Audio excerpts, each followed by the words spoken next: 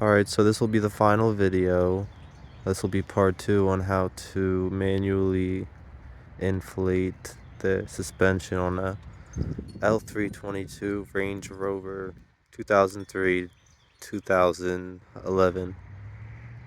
The later models might not use the same threads, the M10 threads, but part 1 was what I had to do as an emergency on the side of the road to get home. Now this part 2 will be a more of a factory OEM quality. So this is good for diagnosis, troubleshooting, emergency use, off-road use. So what I had done before, which I'm going to take out now, is I ran 4 lines with 4 valves to the 4 bags while I was waiting on new parts to come. A new airbag, a new strut, shock, strut, got that coming right now, so taking it apart. I got a new sway bar coming in because when I take this shock off, this is rusted through. You put a hex in the middle and it just rusted through, so I bought a new sway bar link because I'm gonna have to cut this one off with an angle grinder. So what I showed you in the last video was taking the airline off and clamping it with a 1/4 inch inner diameter hose, and that works for the most part. Tends to leak, and it tends to, with the high temperature and low temperature, with the engine heating up, cooling down, you'll have to repeatedly tighten them, the clamps. So this is something I have been waiting on, these parts right here. I've got 4 of these 3-way adapters, and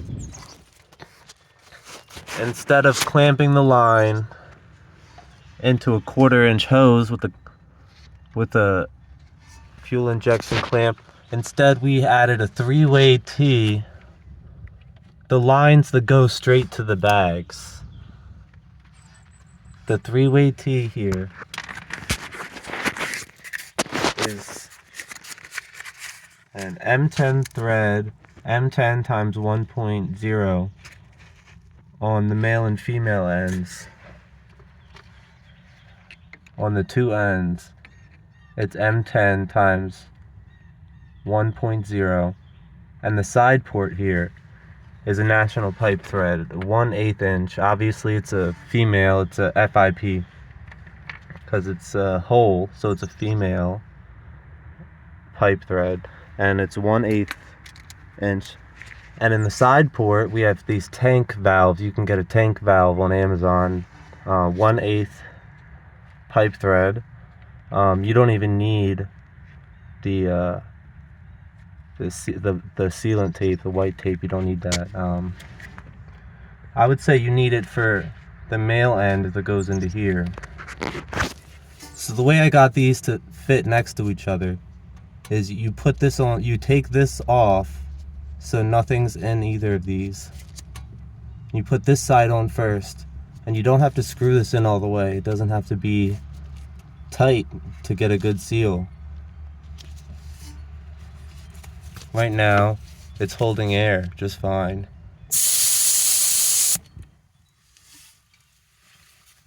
Now, something you do have to take note of, these tank valves I got on Amazon.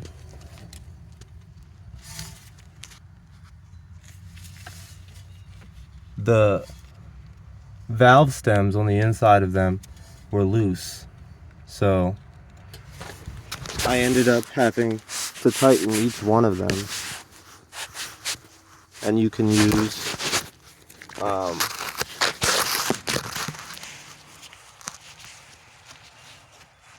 tweezers are a good option.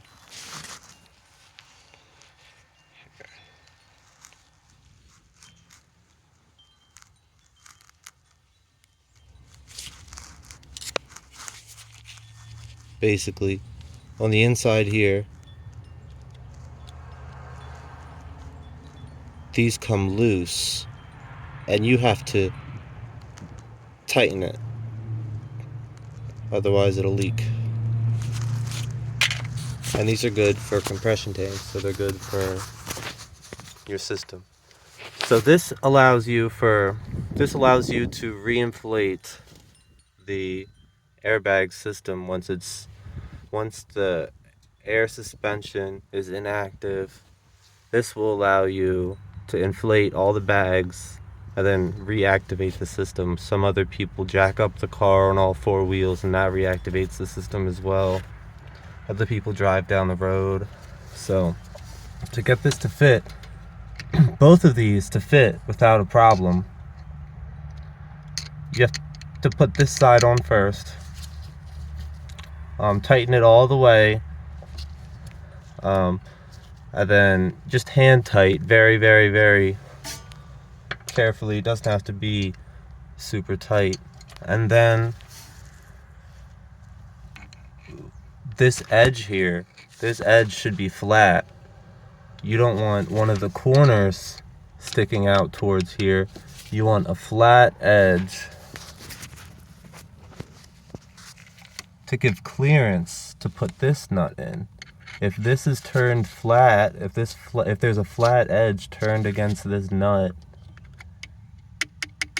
you'll be able to get that on there. And these three-way tees, they sell them on Amazon and eBay. There's so many brands, and there's the different brands. I got 4 different brands and they're all the same. People will say there's metal shavings in them, you do have to clean them out. And sometimes I had to re-tap a couple of the threads because they weren't tapped enough. But pipe threads are tapered, they're not straight, so that's why so a tapered thread, obviously it had to be tapped a little more. And this works just fine. And now I can reactivate my air suspension. This is also good for off-road use if you just want to customize the height of your Range Rover. You can pull the fuse and set the height with these. Or if your bag leaks, what happened to me was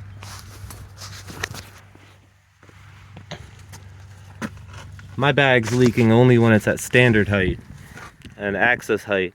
So I had to pull the fuse because every time it lowers, it then leaks, because the leak up here, once the leak reaches the fold, it's been leaking. So I've had to drive like this until my new shock came in, because I work 80 hours a week. I need to drive, so I had to have it this high. And when you have it this high, you know, it's good for off-road use, it's good for troubleshooting, diagnosis, but this will wear out the outer edge on your tires. Now I already need an alignment, so I was wearing the inner edge. I had some toe out, so it's canceling each other out. And now my bags come in today, so I'll be able to replace the strut.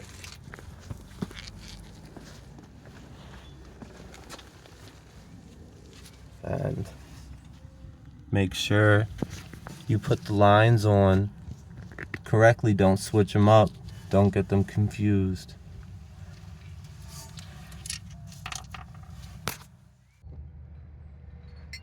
So when you're taking these off, you just want to be careful. And when you're putting them on, just hand tighten them slowly. Take them off slowly. They will twist left and right. You can use a line wrench or a 12mm line wrench to get them off. But once it's next to this, the only clearance you'll have is a regular 12mm open-ended wrench. Now, after that's in, if you want, you can cut a panel in the wheel well for better access for emergency purposes. This is the front valve I already cut a panel for, and This is going to the 2 front airbags. Obviously the valve block in the rear goes to the 2 rear bags, and I would take these valve blocks off while you're working on them, because it'll be a lot easier for access. I have it hanging with the safety wire, but you should unscrew them and work on it like this. It's a lot easier.